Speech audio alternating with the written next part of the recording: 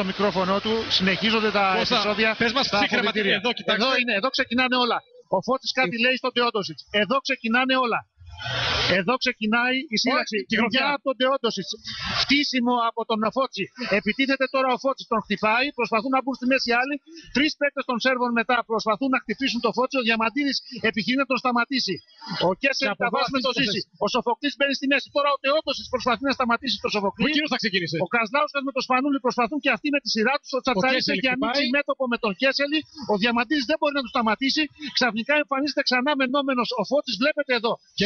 Κοίτα τον Κρίστη, Σοριάζει το παρκέ. Κοίτα, χτυπάει από πίσω στον αυχένα τον Σφοτσανίτη.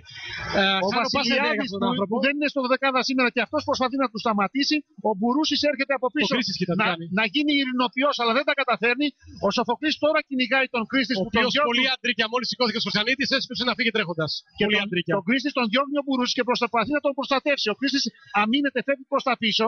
Και ενώ εδώ κάποιοι μπορεί να θεωρούν ότι έχουν τελειώσει όλα με τον Μπουρούση να έχει ηρεμήσει, ξαφνικά σηκώνει την καρέκλα ο Κρίστης και χτυπάει τον Μπουρούση, ο οποίος πήγε να τους χωρίσει. Το πάμε λίγο πάλι στον Κωνστασκουλά. Κώστα, μας ακούς? Ή ο Γιάννης, ένας από τους δύο μπορεί να μ' ακούσει? Ροντέο έγινε.